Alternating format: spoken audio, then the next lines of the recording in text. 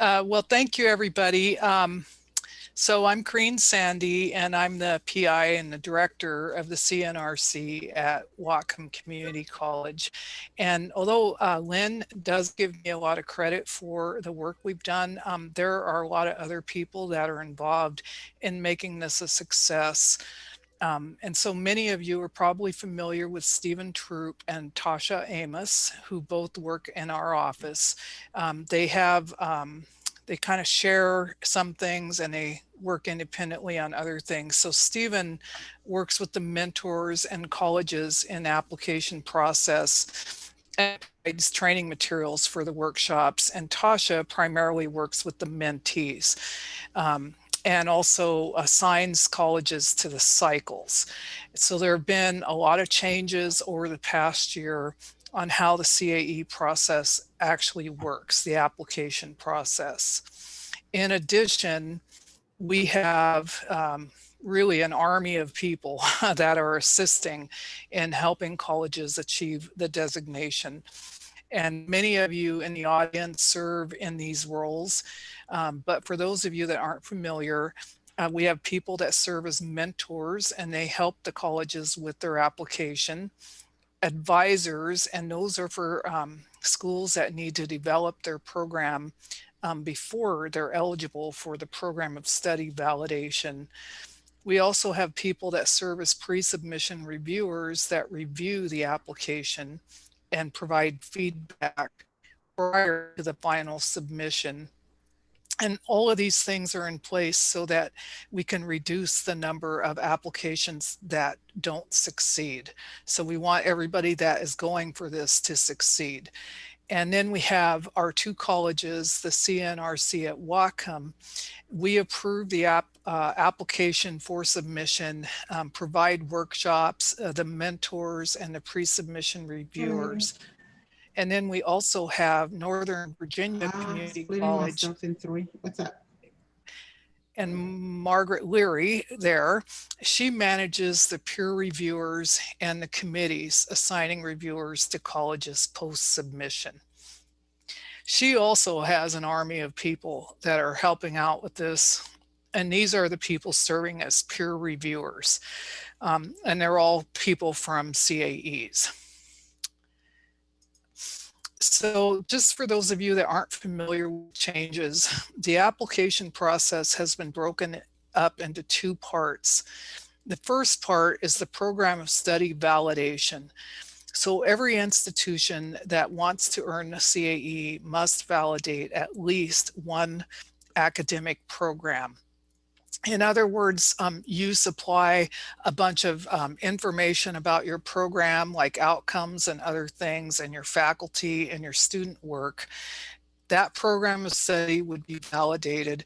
Once it's validated, you then can proceed to the CAE. Now, one of the good things about this is we will have some institutions that do not want to be a CAE for various reasons. So maybe they don't have the resources or it's a one-person operation, but they can still participate in the CAE community and also receive something of value from the CAE program just by validating their program. So this will open the door to those institutions and bring more colleges in. So once the program's validated, the schools then proceed to the CAE designation. So for colleges that want to come into the candidates program, the first thing they do is do the program applicant checklist so that we can determine where that college fits into this process. Northern Virginia Community College assigns those colleges to either application assistance or program development, and they notify Whatcom. For program development, those are colleges that are assessed to require more than 6 months to be ready for designation. And so those colleges will be assigned an advisor. They'll get access to workshops and seminars and be invited to programs and events hosted by the CAE community. Application assistants, those are colleges that are assessed to be within 6 months of readiness for designation, and they're assigned a mentor. The mentor will help them choose the appropriate evidence and help explain the requirements to the college. The college also can attend program and events hosted by the community, and they have access to the resources.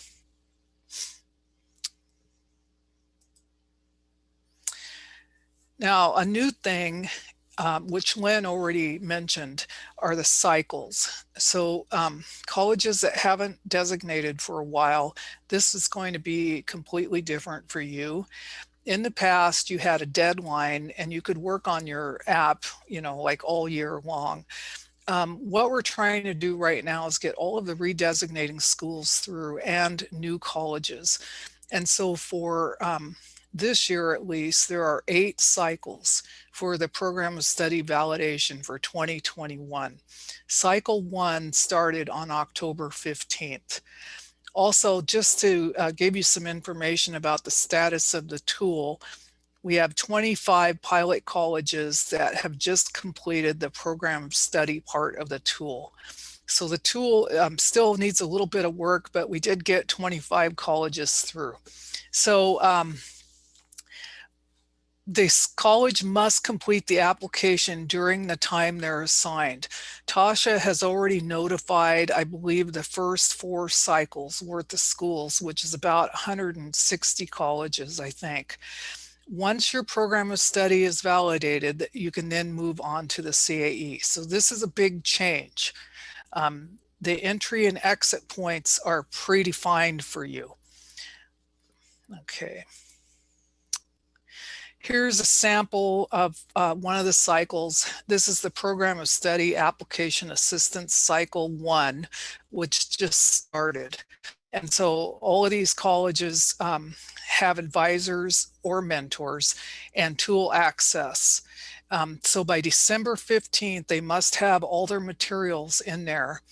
And at that point would request a pre-submission review. Whatcom would assign the pre-submission reviewers to those schools. The review would be completed, and then the school has something like 2 weeks to fix anything identified in the pre-submission review. Then January 15th is that's the end of it. So that's the submission deadline.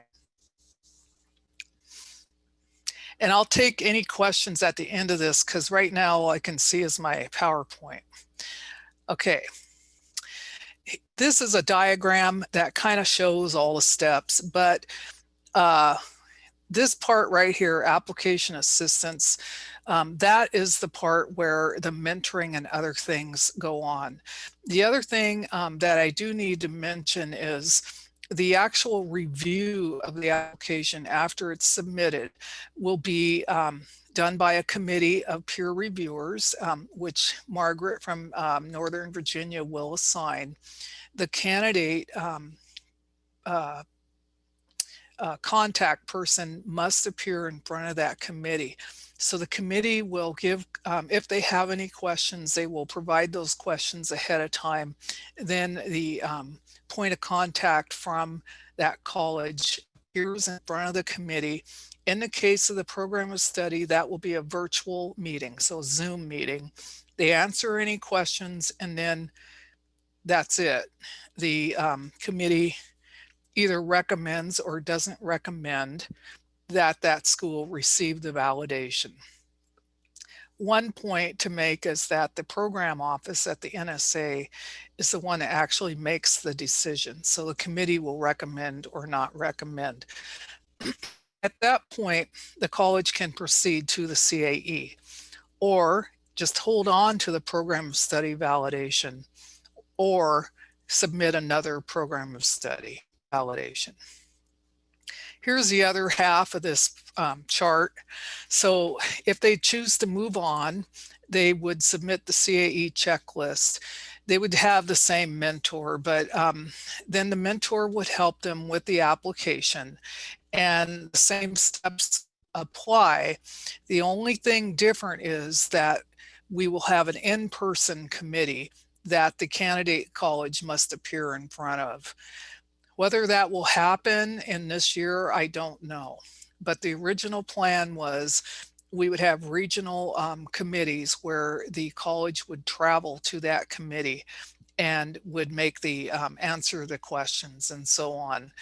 And so in the training I'm doing, I am telling everybody that they must let their administration know that this is one of the requirements for the CAE.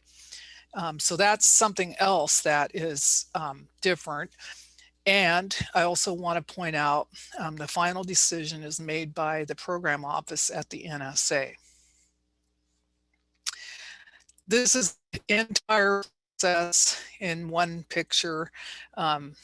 Basically, it's the same thing twice. You do this, the first thing is for the program of study. The second thing is for the CAE. We do have workshops and other information on our website that can help you in planning and so on. Oh, what happened? Oh, okay, here is the contact information for the CNRC at Whatcom and for the program office. Do we have any questions? I think that Yair and Karen answered most of them. Okay. But Gretchen did ask if the institutions and cycles will be notified annually or rolling for redesignation. What do you mean rolling? Right now, what we're doing is we've notified the first 4 cycles. Actually, Corrine, I think we've gotten all the way up to the first 7 cycles. Okay, we've notified the first 7 cycles. And the reason is we have a huge backlog of colleges that had to redesignate and couldn't because the tool wasn't available. So what we will do is just continue on. At some point, my guess is we will not have that many cycles. So like right now we're doing 25 new colleges per cycle. At some point we're not going to have enough new colleges to do that. And so over time, I guess maybe 2 or 3 years out, we would be looking at less cycles per year. But colleges would be notified. We'll just keep going. Just keep notifying schools. Once we get through this big backlog, then it should be much more regular. But Corinne, is there a period like you're going to get 3 months notice, 6 months notice?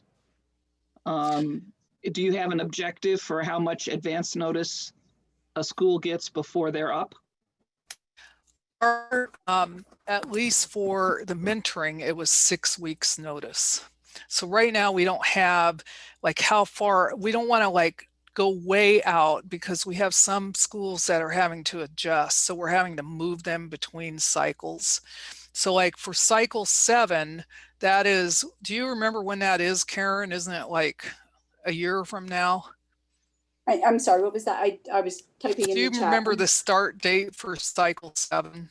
I believe it was the start date for cycle 7. I believe sometime it was either June or July of 21. So we've already. I'm sorry. Go ahead. So we've already notified those colleges. Yes. The June 30th is when cycle 7 starts. All right. Thanks, Tasha. Mm-hmm. So Tasha, you've notified up to June 30th. I mean, up to cycle 7. Yes, and for new schools up to cycle 6. So, okay. No, 5, sorry. Okay. Which is all the way through. So like everybody knows when their designation expires.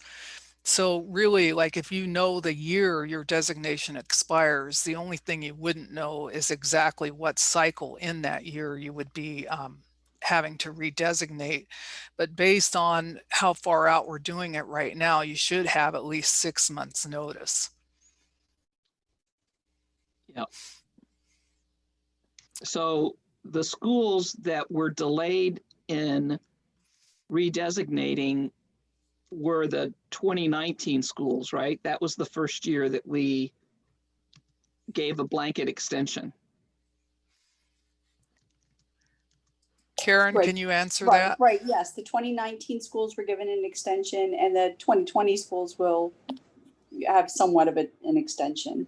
Yeah, so just as a rule of thumb, if you were in the 19 or 20 group, you should expect to be among the first up. And if you were in 21, when we get through the 19s and 20s, then we'll start on the 21. So you'll have a little bit, if you're a 21 school, you will probably have a little bit of a later date, but it won't be 2 years.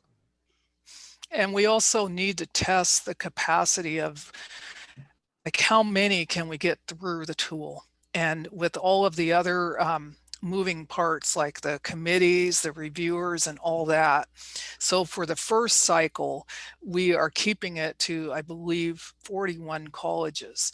But after that, we could potentially double up. We have some schools that are very eager to get in, like they were put in cycle 5 and they want to be in cycle 1 and that kind of thing. So we're still kind of like feeling the way on this. But this is how the current plan. And we'll do what we can to accommodate your individual needs. But at some point, you're going to have to understand that this is a huge undertaking. And at some point we may have to say no. There are a lot of supports in place. So we've provided a lot of training, which we've recorded. We also have some materials that Yair supplied that we put on our website. And I also have a new thing I'm going to put up there for schools. So basically, the other thing I want to say is, at least in my opinion, this is much easier than the old CAE. So this really incorporates a lot of your accreditation information from your college, and providing that information is not as difficult. I mean, Yair, maybe you could comment on that. Sure, be happy. So I shared the link to the site in the presentation. And I think overall the requirement process are much clearer. We had a committee, so we have a group of individuals here that is good to see everyone that have participated in our working group that we really spent over the beginning of the COVID, but before as well. From November all the way to about March, we worked on the requirements document to try to make it as precise as possible. And we have plenty of individuals who are right now on the list. And so we included definitions, we included flow charts and different examples. Corinne provided a tremendous amount of examples into the document. We added a few more. So to illustrate some of those, and you will see that the draft that we have on the website is a draft. Be aware, it's still a draft, so it's still being revised, but the requirements are basically going to be what we have there. One thing I do want to point out for schools that haven't been paying a lot of attention, there is no mapping of KUs. In this new application, there is alignment of the KUs. So no more mapping topic to topic and that type of thing. I still feel it's just as thorough as the old one, but I think it accommodates different programs a lot better, and also relies on the institution's information, like your program outcomes and other things. Ask a question. And the continuous improvement piece, which is really an important piece for our programs, to ensure that all of our programs are evaluated regularly and improved. And we do this anyway for accreditation. Every one of our schools are accredited, so we have those. So this is Chen from Mercy College, and we got the access, the account created by tutors, and but can we have another access? Because actually we have 2 directors working on this account, and or I can just share the account with him. So any questions that relate to specific colleges, we'd probably want to take that offline. This is just kind of an overview of the process. I can also tell you during the symposium, we will be meeting with the candidate schools on November 20th, so that any college that has any questions, you can come to that. And we also will be doing a more thorough overview on, was it November 13th, Yair? Because you and I are doing, okay. So I don't want to start answering specific questions from about the process for specific colleges. So if you could email us, we can address that. Sure, thank you. Okay. Any other questions from anybody? So, okay. Corinne, thank you so much. And I forgot to say earlier, when we started down this road a little more than a year ago, I just have been overwhelmed again with the response from all of you when we asked for your input. We were at the National Symposium last year, and when I first spoke about we want to do this, and I said, if any of you are interested, go over and sign up, and we'll include you in our efforts. And by the end of that day, I had Yair Levy, and who was with you, Yair? Eric. And they had in the neighborhood, you had like 30 or 40 schools, didn't you? We had 72 initially. 72. The ending committee working group was 36. Okay, so 72 schools jumped in, 36 in the end really stuck with it. And like Yair said, over a period of about 4 months, produced a document for me that we didn't pay for. They all did it because this was important to them and they wanted to help the program office get it right. And so I can't thank you all enough. I can truly say that where we are today is a true collaboration between our government in the program office and all of the schools, who I really feel had an equal opportunity to express an opinion and contribute to how we got from there to here. And this is one of the reasons that I think Yair is going to be leading the CDE community, because he's been so active in helping get us to this place. So Corinne, to you and your team, and to Yair and all the people that helped put that requirements document together, thank you, wholehearted thank you from the program office. It's a teamwork. Yeah. Yeah. A lot of people on this list, looking at the names, and a lot of them contributed. So thank them and everyone included. Okay. Jill, was this all we had today? This is it. Okay. Tony, do you have anything you want to add? No, I am good. I just look forward that we have the other pre-conference workshops coming up. If you want to pre-register for those, go to caecommunity.org. You'll see them there. And then the 19th and the 20th, stay tuned. Agenda will be launching over the weekend. And please keep in mind that you do need to register for the pre-conference workshops separately. So even if you registered for today, that doesn't guarantee the entrance to the rest of them. We apologize for that, but if you can do that, we would appreciate it. Okay, well, thank you to everyone for being with us this afternoon, and we'll look forward to seeing you again. Is it next week, I think? Yeah, the 6th. On the 6th. Okay. Take care. Stay well, everybody. Stay safe, everyone. Bye. Thanks, Lynn. Bye, everyone. Thanks, Lynn.